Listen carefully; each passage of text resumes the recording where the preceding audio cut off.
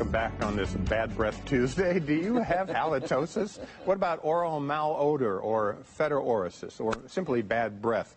No matter how you say it, it can be extremely unpleasant, not to mention embarrassing. So this morning we're putting my breath to the test. Dr. Yes. Hellcats is a bad breath expert. He's the author of the Bad Breath Bible. He's here to tell us how we can avoid a very awkward situation. Nice to meet the Bad Breath King. Nice to be here. And I'm here to be a humble experiment, but let's talk about bad breath first. Okay, my first reaction is I always thought it came from the digestive tract, and it doesn't. It comes from inside your mouth and under your tongue. Yeah, it's an unfortunate myth that it comes from here. In fact, the experiment after the show today, eat a big breakfast, stand on your head, your breakfast does not fall out of your mouth. Right. There are muscles that line your esophagus that prevent that from happening. So what you mentioned about the mouth and the tongue, there are bacteria that naturally live there. They are called anaerobic sulfur-producing bacteria. They hang out and they produce sulfur, and that's where the smell comes from. Yeah, and the odors that you smell, they're chemicals like hydrogen sulfide, that's the rotten egg smell, another chemical called cadaverine, one called putrescine. But isn't it true, doctor, that some people do have a case of it so much more than other people walking around? Yeah, if they have a rougher tongue, they trap more bacteria. Your tongue is like a carpet, so there's little fibers that make up your tongue. There's bugs in between, there's little nooks and crannies, which produce those sulfur compounds. If you have large tonsils,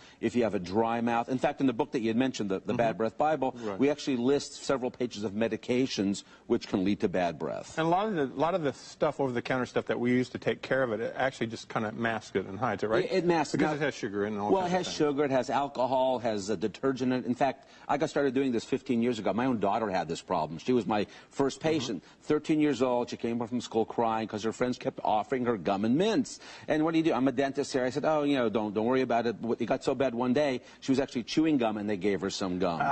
So I got a hold of this machine. No, you got a here. machine, and it's your own. It's your own ding. It's called a halometer. A halometer. Yeah, it's not named after Hal Holbrook. Or it's halitosis. Yes. There you go. I'm going to take a sip of coffee because I'm trying to get my coffee breath. But what if I bite into the onion too? Oh, we'll do that a little bit later. What the machine does, it actually measures the concentration of sulfur compounds. What coffee does, it stimulates the bacteria. So anything above 100 means you're going to need to see me. Okay. Do you want to do this before the onion? Yeah, we'll do this right now. Okay, Stick your tongue out and hold your breath. Let's see what kind of breath you got there. Okay, you're not too bad. Even the coffee breath only gave you about 62. Wow, I find 62. like you're going to find metal underneath the sand right now. No, that old meter's going like this. For some people who eat onions and garlic, they have sulfur compounds in them as well. What's a bad number, doctor? Anything above 100 is a bad. Oh, so it's like a 57. That's not too bad. Yeah, not too bad. And you're not shying away right now. Can we bite into the onion and see what happens? Be my guest. Oh, gosh. So I just take a little bite? Yeah, just take a bite of that, and we'll see what we get here. And then we'll show you how to get rid of it. That's a real onion. Do I get a lot of it? I think you've gotten enough. It's kind of a sweet Texas onion, actually. I think so.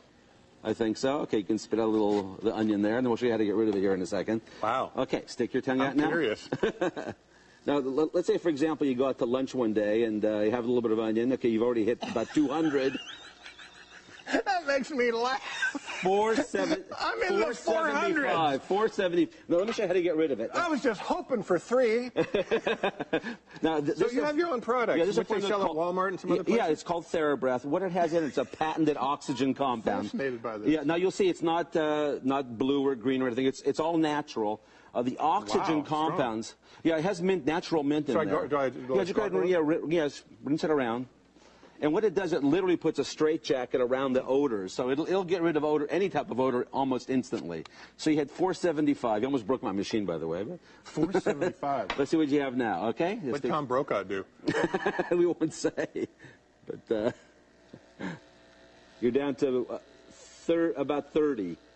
So gobbled up all the odors I'm not trying to be a homer, but when I did this, I went, wow, that's really strong. But in my mouth, it's not a strong feel or taste at all. No, it doesn't burn. It's very mild. No, it doesn't burn. There's no alcohol. That's totally different than mouthwash. It's a totally different concept. It's fairly new, and again, you mentioned it's at Walmart. What it does, it just literally gets rid of the odors. It's not masking the odor, so it is completely different. And it's all explained here in the book. In fact, what I'd like to do for your viewers, they can get a free copy of my book. Okay. Call my office, 1-800-97-FRESH. Okay. Give them a free copy of the book. Give them a free copy of that. Yeah. Hey, one last myth. Oh, sure. If I brush my tongue, does it help?